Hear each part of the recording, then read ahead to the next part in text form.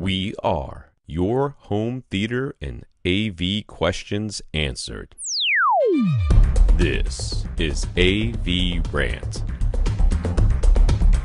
Want your home theater or AV question answered by Tom and Rob? Send it to question@avrant.com. Welcome to AVRant. I'm Tom Andry, and I'm here with Rob H. Ping Pong Theater Ed.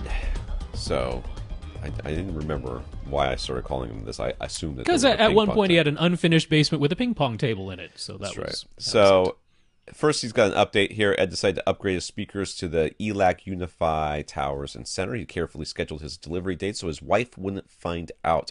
But Amazon messed up, and one of the speakers was actually a debut series model. They corrected the shipping error immediately, but that resulted in his wife noticing a large, heavy box on their porch when the correct speaker was delivered. So sometimes you just can't win. Dude, you shouldn't. Well, whatever.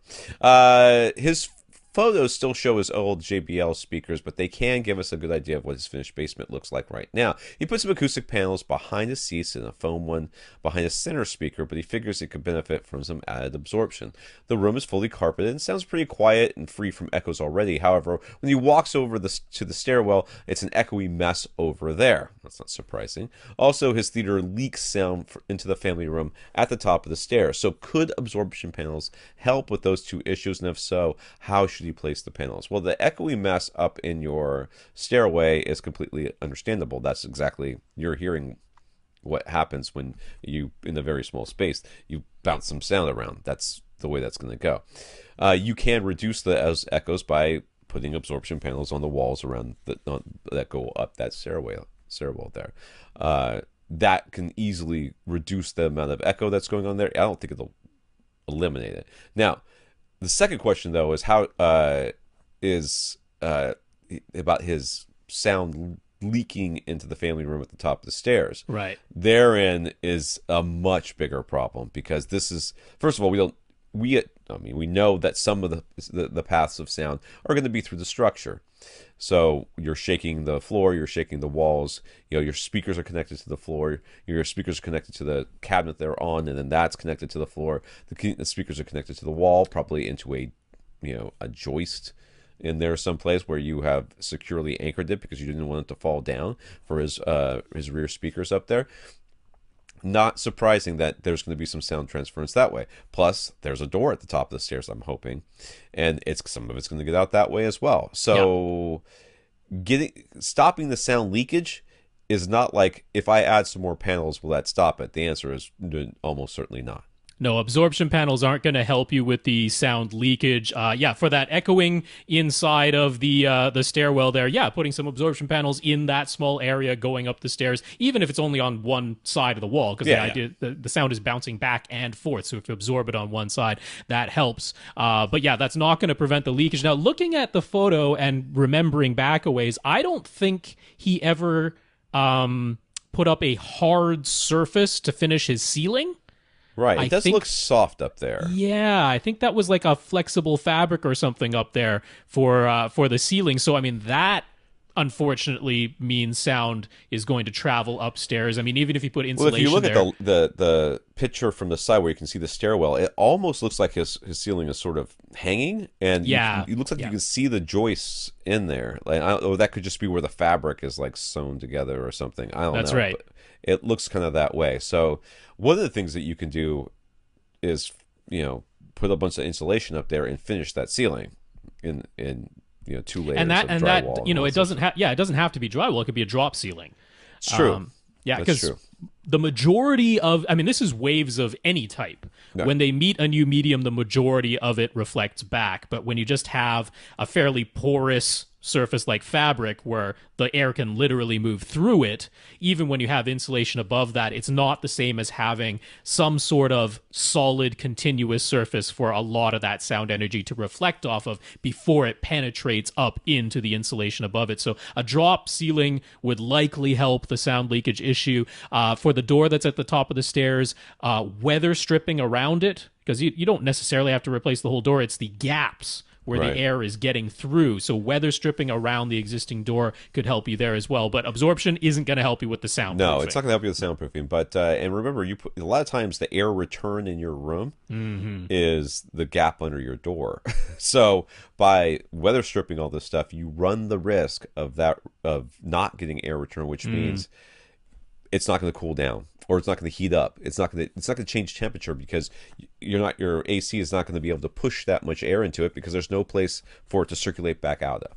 Yeah. So air has to enter and exit the room for it to be effective. So you run that risk too. But the biggest thing you could do is do something to that ceiling. If we're looking at this correctly, add a bunch of insulation up there, put some sort of ceiling up there. If it's a drop ceiling, if it's some drywall, if it's whatever, just something. I mean, you could just put the insulation and see how much that helps, because I imagine that's going to help a bunch. I think I recall that he did put the insulation up there. Yeah. But yeah, it's definitely looking like a fabric cover, so yeah, T-bar ceiling would do the job. All right. So where else should he put the acoustic panels, he asked. In particular, he's seen a lot of pictures where people put panels behind their front speakers. Should he do that? And how do you know when it would be beneficial to have panels behind your front speakers versus not? Well, it's generally always advantageous to have panels behind your... now, this panel that you have behind your center channel is not acoustic... I mean, it's acoustic foam stuff. Yeah. It's not really It's not doing much. It's not doing much back there. It might make you feel better, but it's not doing much. You need an actual panel. You need an actual, layer of rock wool or fiberglass, rigid fiberglass back there. And you could do that behind your speakers as well. Will it make a huge sonic difference? I don't know. Probably not, but it will do something. And you've got a huge wall, and you've got a lot of walls in here that are mostly bare. So if you're planning on trying to get rid of that echo up in the stairwell, putting stuff on that wall at the stairwell will create some absorption there. You've got absorption behind your head, which is good. Putting some more absorption on that front wall behind the center channel, behind the two speakers. I mean, it's going to be absorbing some of the sound from the speakers, the direct sound, but it's also going to absorb some reflected sound as well. So all those things would be beneficial. Yeah. Overall, though, you don't want to overdamp the room, which is possible to do. Yeah. And he said it's already not really, echoey or loud or anything. It's only in that stairwell, which I don't imagine you're watching a ton of movies from the stairwell, so that's not... Well, that's the other thing, too. necessarily a problem. Just because the bass sounds really good in my friend's bathroom doesn't mean that I think he should go put a bass Right. strap in there. I mean, it's just so happens that it happens to travel down the hall. How does it sound at your seat? Does it sound echoey and terrible at your seat? Or can you hear the echoes that are happening in the stairwell from your seat, and that's why it's bothering you? Because if it's just, I'm walking in the room, it sounds terrible in this hallway, well, who cares? Yeah.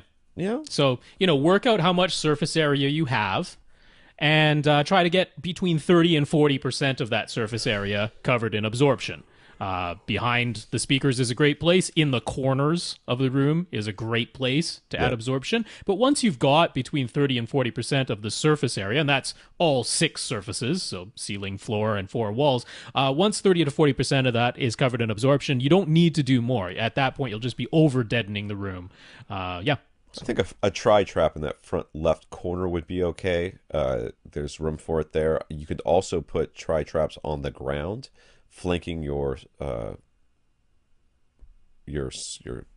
cabinet there at the very front of the room. You could also put them behind your couch, which I don't imagine there's much back there. I can't tell if his couch is pushed right up against the wall. It looks pretty close to it. It looks very close, yeah. So maybe you couldn't do that. You could also put them up near the ceiling as well, maybe around your behind your head, up above there. That'd be some good bass strapping there. So he says he has a small separate setup in the corner just for 2-channel listening. He uses Boston VR2 speakers and a Monoprice tube amp, but sometimes he likes to switch over to an old AV receiver for digital sources and a bit more amplifier power. This requires physically unplugging the speakers from one amp and plugging them into the other. So is there a switch he could use to make it a bit more convenient? 1 pair of speakers, 2 amps, obviously only 1 amp active at a time. There are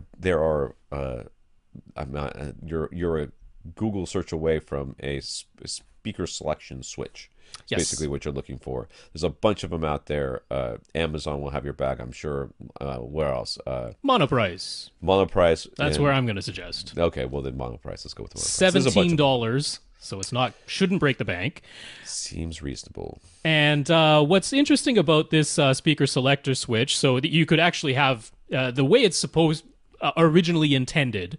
If you look at the connections on the back, what you have is one stereo input and 4 stereo outputs. The idea being you could feed one source and select up to 4 different pairs of speakers to play that source out of. Now you're actually going to be doing it in reverse, because this is just a passive switch. You know, It's just switching which metal connectors are connected to which inside. So even though over on the left side of the back it's labeled inputs, that's actually where you're going to connect your one pair of speakers. You're going to do this backwards. Your inputs are going to be your speaker outputs, and you're going to use 1 and 2 or whatever it is of the outputs as your inputs in this case, because you have 2 amps and 1 pair of speakers rather than 1 amp and 2 pairs of speakers. Now, you have to be a little bit careful, because you can actually, with this switch, have if you did it the intended way, which is 1 amp, multiple speakers, you can actually have more than 1 pair of speakers active at a time, because it's just a manual push button thing. So you definitely don't want to do that.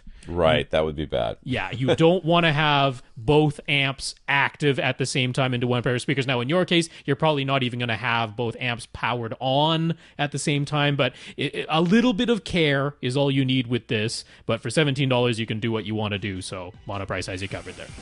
All right.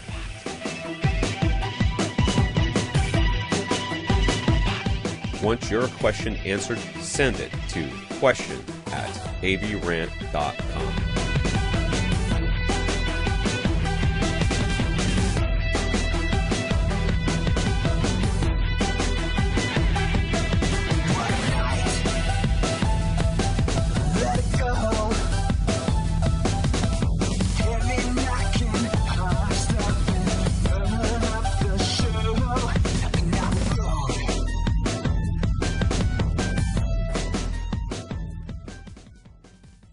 This is AVRant. Now go out and listen to something.